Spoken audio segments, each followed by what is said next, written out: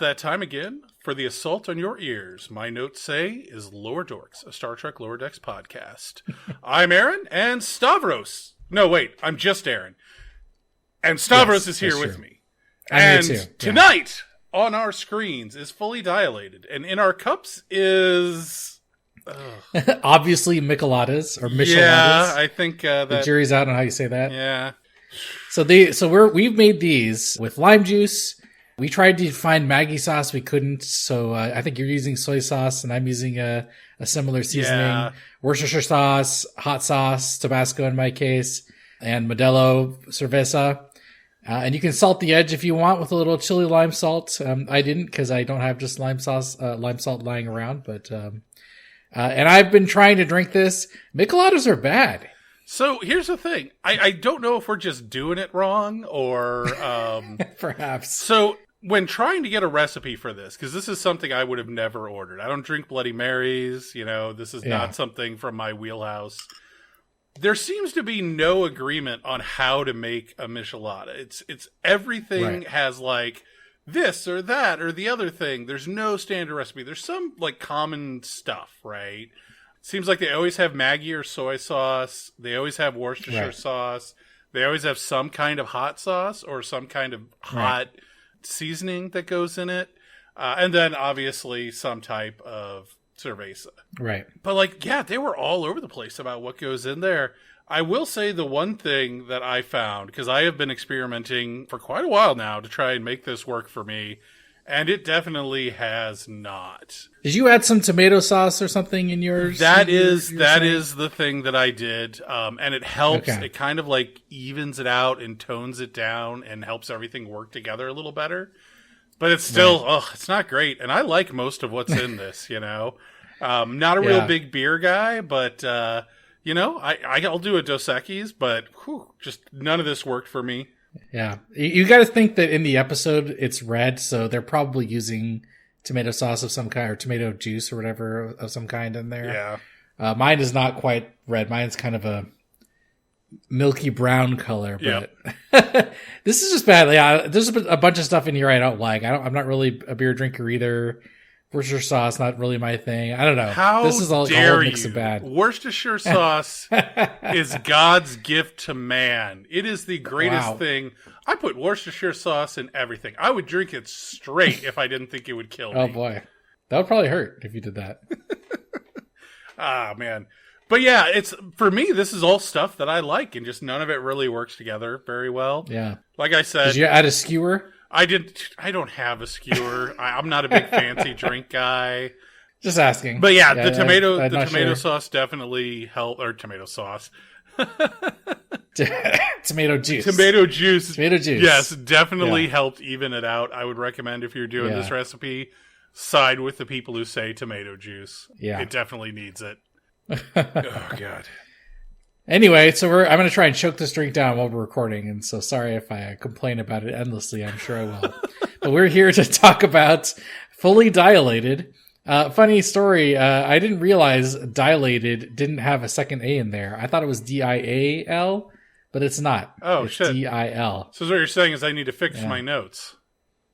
I probably... Oh, you didn't already do that for me? Mr. Maybe. Can't accept me for who I am? Nope, I gotta fix it if I see it. So what's on the P plus description here? Come on. Yes, this one is an easy one. It goes, it's a pre-warp society undercover girls trip.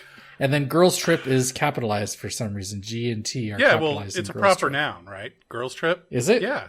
Yeah, I mean, obviously. I thought you were the grammar guy here. Yeah, I capitalize girls trip all the time. I'm gonna thumbs down this synopsis. It just feels lazy. Come on, guys. It's accurate at least. I'll take it. I think it's fine to have a like a one sentence phrase thing going on there. It's accurate. It gets the job done. I'm actually kind of on board with this one. Whatever you say, except for Stavros. the strange capitalization. Yeah, thank you. Yeah, whatever. So, I mean, obviously the dilation, let's talk about the title, because the dilation has to do with the temporal stuff going on here. But, fully dilated is usually used in a different context. I'm just going to out myself. I have been racking my brain trying to figure out why the episode is called Fully Dilated. Boom. Did you figure it out? Mind blown just now, Stavros. I am an idiot. Jesus. Oh, God.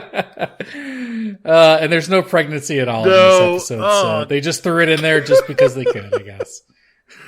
Jesus. Oh, such an idiot. So we're off to a good start with the name of the episode. Yeah. Oh, man. All right, well, let's keep going. My shame is enough at this point. Well, let's talk about Boimler and his beard update, but now we have Rutherford in the mix as well. Yep. What do you think? A little beard action on Rutherford? It's kind of coming in nice and even. Can we just comment on, because this is obviously a follow-up on the previous episode where they decided to follow what's in the alt universe pad. In the pad, yeah. I just love that Rutherford takes the completely wrong lesson here. He's not even trying to be more like the other Rutherford, because the other Rutherford didn't have a beard. He was just more robotic. Rutherford just took the lesson that he needs to grow a beard, and I love that. It is hilarious. Beard Boimler is setting a precedent here, that's for sure. So do you have an updated guess now that Rutherford is on the beard train? Are they going to shave together by the end of the season? You know what? I don't know, and I'm not going to speculate anymore on that. Well, at least now they've made it apparent that everyone knows about the pad. Mariner comments on it. Tendi comments on it. So everyone knows at this point. Yeah. I love that they get called out on not following it. I really hope that doesn't just wind up being a throwaway gag of Mariner and Tendi getting on Boimler's case about it. I really want something bad to happen because of the pad. I bet you that will. There's got to be something going on there for the end of the season. Like alt Boimler is actually evil or something. I don't know. Yeah, something. But speaking of alternate timelines, do we need to talk about the A plot here? Because it's the return of the meta plot. Yes. There's so much to talk about here. Do you think that, so first off, they talk about the army of evil Tasha Yar clones.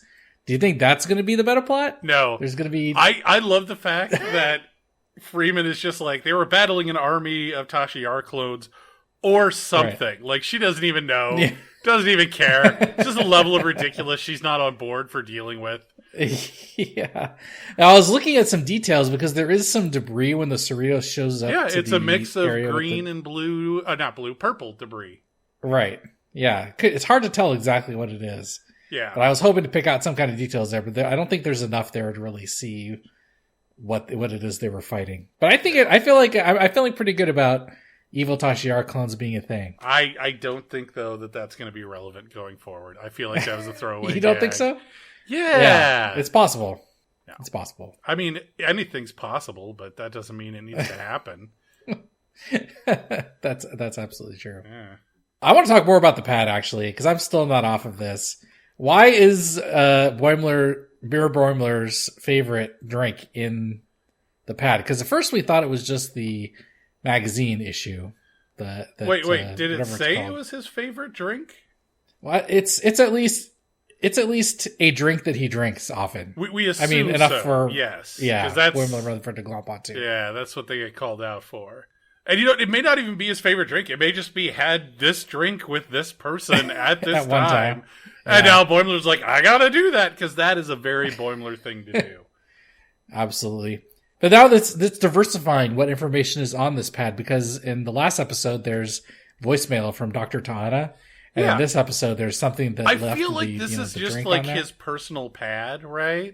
So it just has all of his personal stuff on there. It's like his cell phone, It's got it's got all his contacts, all his voicemails, all his messages. It's got his live journal.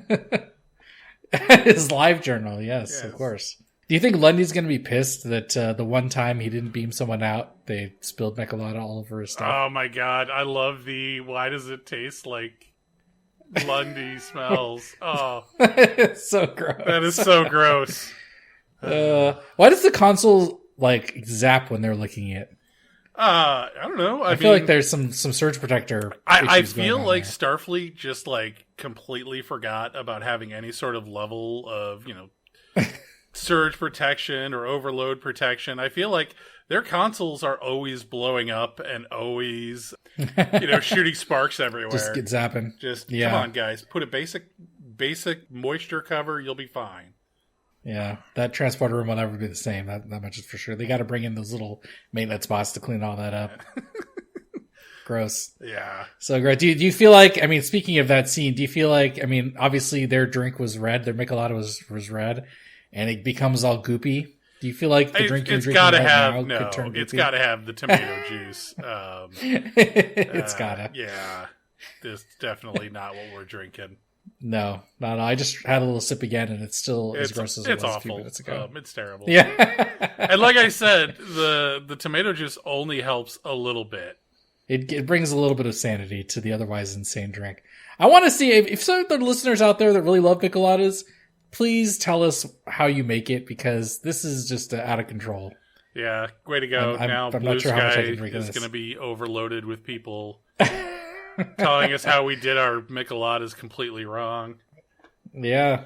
Tell us your preferred brand of tomato juice that I didn't include. Maybe I'll add it to my next time. I know it was like a, emergency moment, but like, wouldn't there be like a replicator nearby? Couldn't they just replicate a squeegee and be done with it? You think there's no food allowed in there? They probably don't have replicators in there, right? But like, you don't want to take the chance that you're going to spill. I'm thinking about the TNG episode, right, where what's her name replicates the hot chocolate in engineering. Oh, and she just goes around the corner, replicates it, and then walks in and is drinking it. They're runs like, right in the counter card. Yeah, and then Jordy's like, "We usually don't have drinks in engineering." Well, then why is there a replicator right there? Yeah. I'm assuming. I'm wondering how susceptible all Starfleet tech is. Like, what if you spilled the Michelada in the warp core? Are you boned? Jeez, like the ship will explode? Immediate antimatter cascade. Entire ship gets destroyed. Oh no! All because someone replicated a Michelada. The thing is, though, we've seen that there are private ships that have antimatter reactors and like the same sort of technology we see on Starfleet ships.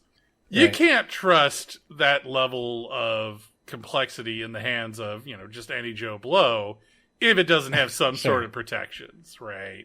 So sure. I doubt you're going to spill it on the wrong console and your ship's going to self-destruct. Yeah. I don't know, though. Those zaps made me a little nervous on the transporter console, so I feel like you never know. No. You should test it. Get someone to mock up a do a little isolinear controlled. So basically what you're saying is we need to have somebody develop an entirely new style of computer so that we can pour drinks on it to see what happens. You got to do safety tests, man. These kind of things are important. Yeah, for technology 300 years in the future. Or 400, however far they are. Even more important, you're playing around with antimatter. Who knows what's going to happen? Well, I mean, it's not important. You just got to be careful. Fair enough. How about all the sex jokes in this episode? We got wonder if the carpets match the hull. We got the purple D. We got giant melons. How are any of those sex jokes? I don't get it. Stavros. I feel like you might have to do some Googling on your own time. And I don't have time to Google, Stavros. I need you to explain it to me right now in very specific and precise language. Well, you see purple. No, I'm not going to do it. Are we not going down this rabbit hole? My favorite of the bunch is "You really are fully functional," which oh my sent God. a little shiver of grossness down my spine hilarious. when I. But usually, Lower Decks doesn't really go that hard into the sex jokes. Oh, right, because there wasn't an entire episode with that one scene in the mess. Oh, God, Stavros, why are you making me remember this? Yeah. Somebody's going to have to do one of those YouTube compilations of all the sex jokes. Yeah, well, I mean, that's more power to them. Make it happen. Yeah. Let's talk about the main draw of this episode, and that is, of course, Data. We got a little cameo. It's more than a cameo. It's like a guest star. You say that's the main draw, which I'll admit he was a good addition. But like this episode overall was fantastic. I really enjoyed it. And I think it would have been just as good with or without Data. No offense, Brent Spiner. Yeah. You brought a lot to the episode. Yeah, I actually agree. Yeah, there's a lot going on here too. Data, the presence of Data is just one small thing, the purple Data head. But let's talk a little bit more about the purple D. I'm just gonna have to call it that now, I guess. Yes. But I guess in this parallel universe, the Enterprise D still exists. There's no Enterprise E, and everyone just ignores the fact that Data should be dead, like the events of Star Trek Nemesis have happened. I mean, it's a different timeline. Things just happen differently. So, generations, they just said, hey, we don't need to worry about this weird ribbon thing. We'll go do something else. And so the D is still around, and because the D is still around, I don't know, Insurrection is different, and First Contact, how it happens in First Contact, man. Because the D supposedly the E is significantly more advanced than the D and has way better weapon systems. Does that mean that maybe in Purple Timeline, Earth is assimilated by the Borg? We don't know. Lots of questions here. Yeah. Is everything purple in that parallel universe? I feel like no, because they mentioned painting it. Maybe things being more purple means that there's no Borg, because Borg are traditionally green. Oh. Yeah. Okay. Or maybe purple Borg are just more mellow. I don't know. Oh. Do you think the Borg in that universe are also purple? It's not just Starfleet, it's everything? Well, we don't know, right? Because, Data was purple. So, maybe their universe is just more purple. And it's funny that Data makes that joke. I mean, it's not supposed to be a joke, but it is a joke, about why would you color anything else if purple is an option? It is like the royal color, right? Like, that's the significance of purple in our universe. It's like the king color. Traditionally, yeah. Often. Maybe they just really heavily lean into that in their universe. Or maybe that correlation doesn't exist because purple is so common. It's true. It's just more common in the whole universe. Yeah, perhaps. Yeah. Slightly more purple universe. I'm on board for this. Yeah. Did I kind of raise an eyebrow when they detected Starfleet power signatures on the planet and that ended up being Data's head? Did you put that together there? Wait, I'm wondering if they just detected shuttle debris. It was Data's head that they were detecting? I'm pretty sure I guess not. It could have been the shuttle. Yeah, it's just the shuttle debris, man. Because that happens all the time, right? Oh, we're detecting Starfleet stuff down there, and they go, and it's just like garbage, Because apparently Starfleet garbage is down there. Unique. Yeah, that's true.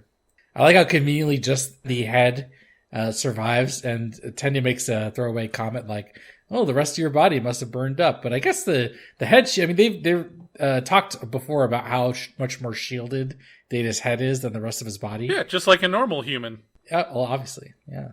That was enough to just utterly eviscerate and destroy the rest of his body, and then only the head remains, just to keep it simple. And maybe the head got chopped off by the debris.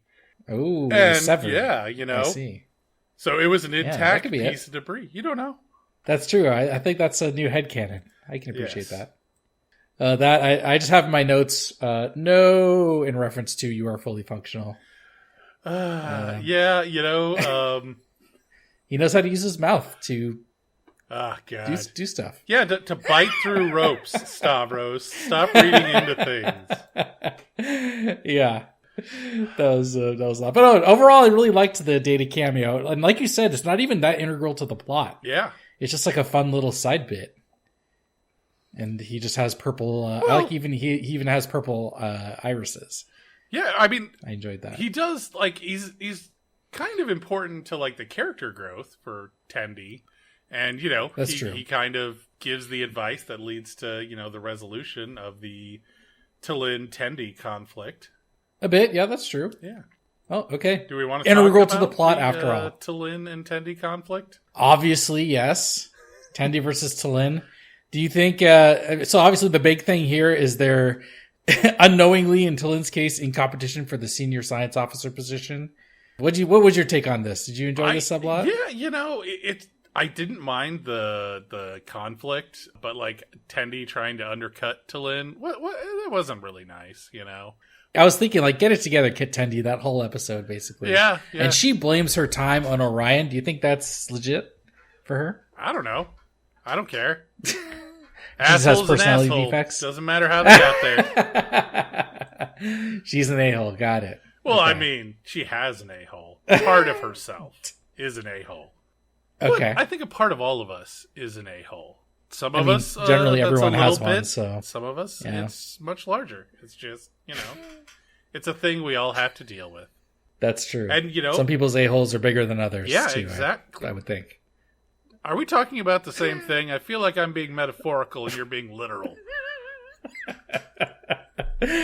Something like that. Oh my God. I like that they kick this off, this discussion about the battle for senior science officer. They're on the bridge, and Captain Freeman comes up and he goes, "You two seem at home at the science station." But the hilarious thing here is that they're standing in front of the environmental station, and I know that stations can be reconfigurable, but they're not even standing in front of the science station. It's a obscure little thing where they're not even standing at the right place. There is a science station on the port side of the bridge, but they're not standing in front of it. Wait, where's the science station on the bridge? I don't know what you're talking about. It's on the port side of the bridge. You can only see it in very specific camera angles. All right. Well, I'll take your word for it. Actually, you can see it in the very next shot where Captain Freeman goes down to stand over Mariner's shoulder, and Tendi comes up, and the shot where Captain Freeman is talking, you can see the station labeled science behind her. Oh no. So, well, I guess Talin just really likes the environment station. I'm going to take back all of the praise that I gave for this show for its on-point animation, because clearly not as on point as I thought it was. Maybe I really think they should reconfigure the station so that the environment station is on the side and science is in the back. But what do I know? Ultimately, it falls into the whole completely and totally ridiculous that all these stations are just wall monitors and there's no seats anywhere. Come on, guys. At least get them, one of those lean stools or something. I feel like the science station on the bridge, the real science station, is kind of like the engineering station on Voyager's bridge, where B'Elanna had to be on the bridge to deliver certain lines, and it's this sad station that's far off to the side that is almost never in any shots, but they included in a couple episodes because B'Elanna had to sit there. It's kind of like that. I get it, Talin. I get it why you don't want to stand in front of the science station. Environment has a much better location. I get it. Okay, I'm gonna believe you on this one. Great, appreciate that. But what do you think about the resolution of this, where they end up both getting the senior science officer position? I don't think that's how hierarchies work. But you know what? Starfleet is a progressive organization. You do you, Starfleet. Are they department heads in this case? It's always kind of they always kind of get conflated. Yeah, and it's weird because they talk in TNG where Riker is doing crew evals, and it seems like he's doing everybody's evals. So right, it doesn't make any sense. I'm not going to ask any questions about Star Trek hierarchies. I mean, the Federation is ran off the cuff. It feels like to me. Yeah, their regulations are 5 pages long, and that's it. 3 of those pages are not about messing with alien civilizations, not boinking them and stuff like that, not being fully functional. Yes, violated all the time. Oh man, though, speaking about alien civilizations, let's talk about this planet. Yes, I have so Mariner's many issues. probe life planet. You know what? Yeah, she's all she sees this as her inner light. And it's that is not what you are doing, Mariner. If you grow old, you remain old. You're going to die here. Oh, man. Yeah, there's no virtual life happening here. It's your real life just going very quickly. Yes. I love, though, she just keeps throwing metaphor, or this whole episode, they're throwing metaphors or references to other episodes that follow the same time dilation format, Yeah. They reference Voyager's... It's mainly the Voyager one, right? Yeah, Blink of an Eye, which had a completely different premise. I mean, yeah, there was, a planet moving at a different speed. But ultimately, they were trapped in orbit, right? Right. Yeah. Totally different premise, but I don't know, though. Same phenomenon, different premise. Yeah, have we ever done a time dilation episode where somebody has been stuck in a slower moving time zone or faster moving time zone? I don't think so. I think that's why they had to lean on. I can't think of one, but I feel like that's why they had to lean on inner light, because that's the closest analog they had. Yeah, maybe. Oh, but we also got another episode reference. This show referenced episodes that I really liked. I really liked Blink of the Eye, or Blink of an Eye in Voyager. I just thought it was a really neat concept, and I really liked the resolution, where once they achieved space travel, like, for Earth, going to the moon was the big thing. That's our nearest celestial body. But for these aliens, the nearest celestial body was Voyager, and that's where they went, which is just fantastic. And I love that that's how they resolve it. They send one of their people back, and then from there they realize how to resolve the issue. It's not Voyager that resolves it, it's the people on the planet. But also they reference Carbon Creek. Yes, your favorite, as I recall. Is it my favorite? I really do like amongst your Carbon favorite Creek. Enterprise episodes. Yeah. It's sad. They never did a follow-up of what happened to Mestral. He's the dude who, the Vulcan that stayed behind. I would have loved to have seen. He should have been alive when First Contact happened. Did he ever, meet back up with the Vulcan High Command? I really would love to see an episode dealing with that. Unfortunately, we're a little out of the time frame for that to happen, sadly. Yeah. But yeah, so I mean, Inner Light, Carbon Creek, Blink of an Eye, love those episodes despite Inner Light's utterly ridiculous, massive flaw. You can't insult the Inner Light. You're going to have the internet coming down. I'm just saying, you have a civilization that manages to build a device that is so advanced, it can create an entirely fictional lifetime for a person. All the people he interacts with, all the, alien culture seems perfectly, everything is like this perfect simulation. Right. You couldn't do something like uploading mind states or, I don't know, build bunkers or, there's like a million directions you could have gone. Like, the level of technology that takes, you had to have poured your entire civilization's scientific and industrial endeavors into that. And I think maybe you should have spent a little more time on trying to save your people. Just saying. I'm not stepping on this landmine. Inner Light was great. Please like and subscribe. Yeah. Fun fact, the guy who wrote the Inner Light, I love Inner Light because it's that whole living that second lifetime. They reference it throughout the series here or there. But, like, that's got to mess you up. He lived an entire lifetime. But here's the thing. How long was he in there? It's like, 40, 50 years? When he comes back to being Captain Picard, he's not going to remember anything about his duties. Like, I couldn't tell you what I was doing in my last job on a daily basis, and that was only a few years ago. Like, I know. Picard's been through some shit, though. Yeah. He's got the Inner Light probe to deal with. He's got the Borg taking his identity. Yeah. Although maybe he's getting good at it now. Yeah. Like, his identity's been jacked so many times, he just knows how to handle it. Yeah, he's just like, it looks like I've lived an entirely different life for the past 40 years. What else is new? So this is my 29th lifetime. What am I doing here? Oh, I'm a race car driver this time. Wonderful. No. Fun fact for anybody listening at home, the guy who wrote The Inner Light, he actually wrote follow-up episodes of Picard dealing with the trauma from that experience. None of them got produced, but he turned them into a comic book, which is pretty good. It's called The Outer Light. Ooh. Check it out. Highly recommend it. Interesting. I have to check that out. Another episode that we haven't mentioned that is also referenced heavily is Time Zero with the Data Head. Oh, right. I know we talked about Data a bit already, but yeah. He's just like, yep, I just had to wait for somebody to find my head. He didn't really wait in a cave. He was, broken in a cave. It wasn't like he was just hanging out. In a cave. Yeah, I think he was like dead in a cave till somebody resurrected him. Yeah, that's waiting. I mean, he was just temporarily dead. Yeah. I mean, whatever you got to tell yourself, man. You know what I loved about this society though is Snell. I know he's just like this jokey guy, but they keep on bringing back the lurking joke, and it's hilarious every single time they bring it back. Such a great gag. And his sneaking animation, his like creeping around is so funny. Absolutely. Get a job, Snell. So good. Yeah. The writing was great. The animation was great. I love that, like, everybody calls him out on his ridiculous behavior. Like, this is not normal. Oh my god. It is so good. Because, like, that archetype shows up. Like, there's a dude like that in Carbon Creek, in the, Data on the backwards planet.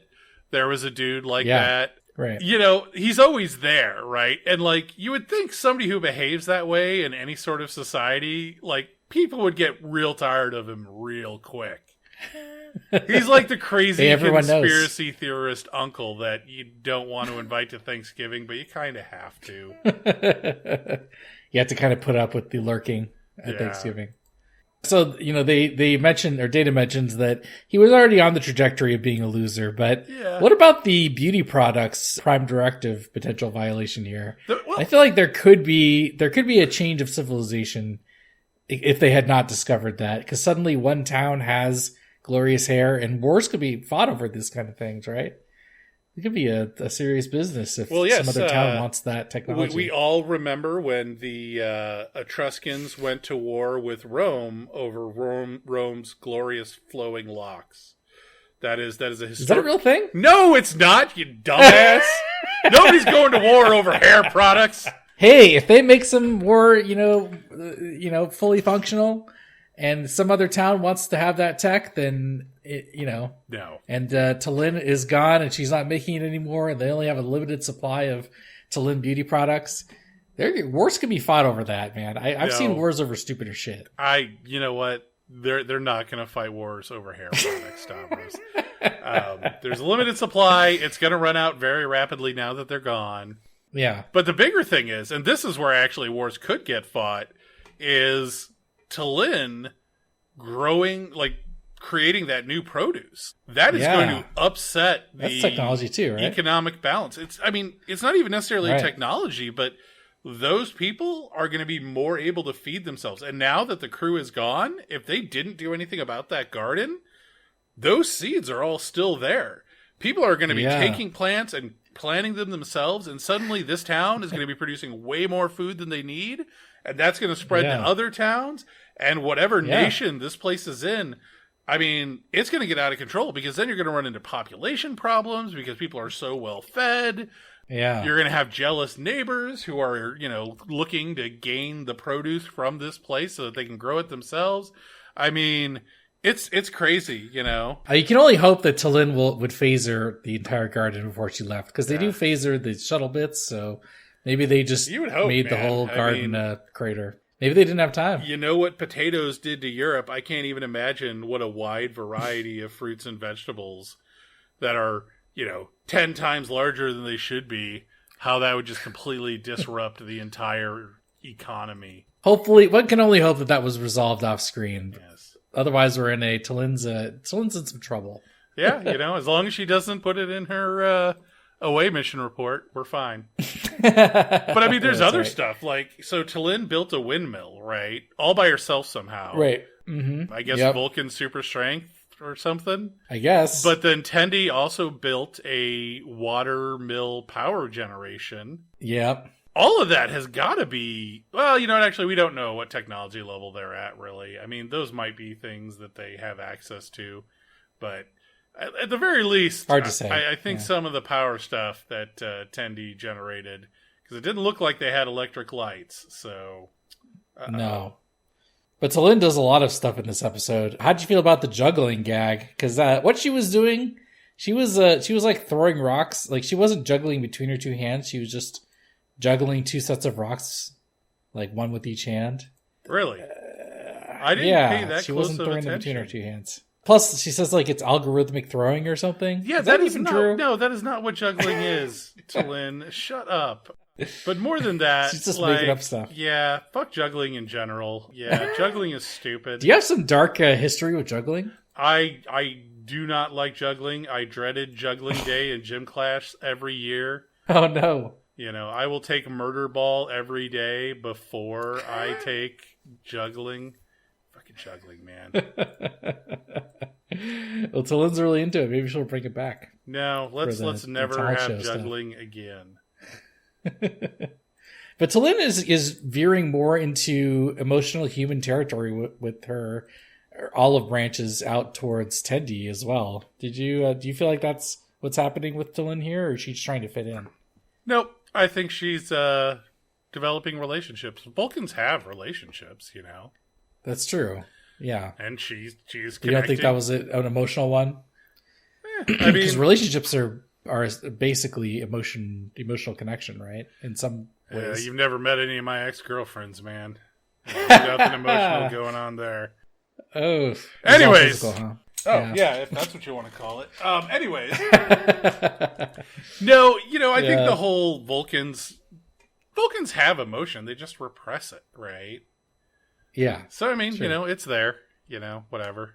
Yeah. I don't think she's getting more It's emotional. becoming more of a thing. She's getting more buddy-buddy with all of the rest of the Warp Drive 5. So. Definitely. I like they brought back the Vulcans have super acute sense of smell. Yeah, they've done numerous Vulcan smell gags since Talin's come on board. She had the whole Boimler's smell will be offensive after he cleans out the biofilters. Correct. Yeah, and I like that they're sticking with that. I find that concept, that would happen like tons, Just think about how different people like different smells on Earth. Now imagine a completely alien species, Mm-hmm. I mean, totally. Lilacs might be the most offensive thing to a Klingon for all we know. Impossible to say what's a good smell and what's a bad smell. Yeah. I like that she mentioned she's from the Veltan Flats, and I was curious. So I Googled that one. That is a region on Vulcan that was made up in Last Unicorn Games' Star Trek TTRPG. Interestingly, it only shows up there. Kind of a very obscure, Yeah, I feel like we talked about reference. this before, though, that there have been numerous beta canon references. Yeah, I love it when they do that. Yeah, I enjoy that, but it's one of those things where beta canon gets a little dicey, to say it lightly. So, yeah. And it's one of those things, probably, it doesn't surprise me that we get game references. There was a long time where I think there was a lot more gaming production going on for Star Trek than there was actual other things, comics, books, actual series. Sure. I like to see that show up, so get a lot of Talin there. Yeah. But I guess I've covered most of the bases I wanted to cover. What's your, was this, you mentioned that you liked this episode. Do you think it's amongst the top of the season? You know what? Yeah, I'm going to say that because one of the things that I start to judge episodes on is I always watch them twice before we record. I watch them when they air, and I desperately try not to take notes and just focus on the episode. Yeah, which is so hard to do because I'm just the entire time going, "Ooh, I got that reference." Ooh, that. Yeah. Yeah. But when I watch it the second time, a lot of times, like the jokes fall flat, especially a lot of the referential jokes. Or like the story arc doesn't work as well on second viewing. But this one, it really held up very well on second viewing. I enjoyed it. I enjoyed Mariners going to jail over and over again. That was a great gag. Yeah, this is, I think, the first time that we've had one of the doctors complain about having to do cosmetic surgery. I like Dr. Tahana pops a cartridge out of her tool like a weapon or something. Yeah, the way she made the horns made no sense. How does that even work? Yeah. I think I was actually kind of worried about the Data guest star because, it's very, I don't know what you call it. He's just the head. And will that, get old throughout the episode and even on rewatch? But no, I think it worked very well. And all of his stuff is very Data-y without being too much. So. And they did TNG Data. Yeah. Kind of early on or even mid-series where he was much more I want to say wooden, right? He was much more... Right. Just monotone. Yeah, monotone, emotionless. Mm-hmm. Whereas as time went on... he kind of developed more personality and character. And I like that this one was kind of a callback to that more robotic. Which, you know what? Yeah. Maybe that's what happened with this Enterprise D. Maybe just, they didn't have as many wacky adventures that led to the D getting destroyed early and Data becoming a real boy. Yeah, definitely not the Picard season 3 direction for Data, that's for sure. Yes. Yeah, I mean, all to say that all the jokes still worked very well, and it held up on repeat viewing, and I never get tired of Snell doing his little lurking. I know, you would think that would get old, right? But it is hilarious every time. I will say there's one other thing here that never gets old in this episode, and that is, so after he spills his drink... Boimler does the Boimler scream. And it's like cut off by will never get old. I mean, like, the Jack Quaid scream for Boimler is just fantastic. So good. I will never not love that. I even kind of want to make that my, message notification tone. Oof, I don't know if that'll get old, though. I think you should try it. I don't think it will get old for me, but everybody around me will probably get real tired of it. How long? Is it going to be like a 4-second Boimler scream? No, just the like one. Yeah, just the one scream, not the elongated, extended scream. I think you should try it and see how long you get before before somebody tells me to change it. Broken. Yeah, no. Yeah. Oh man! But good. I'm glad we both seem to agree that this episode's better than average, perhaps. Yeah, I enjoyed it. I have to appreciate that. With only a few episodes left, my standards are getting really high. I want to like every single one of these as much as possible. Well, 3 to go, right? Yep, just 3 left. At least it's looking like it's going to end on a high note.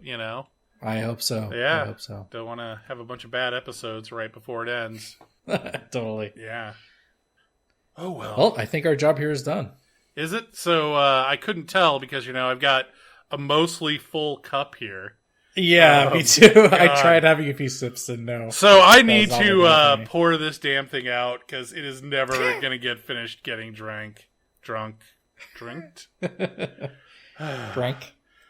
while I'm doing that, in the meantime, you can check us out on Blue Sky, lowerdorks.bsky.social, or if you want a more pastoral conversation with fabulous hair and huge melons.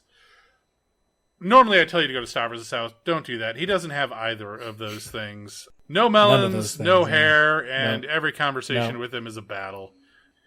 Yeah. Are there your huge melons then? Just asking. There are no melons involved here, Stavros.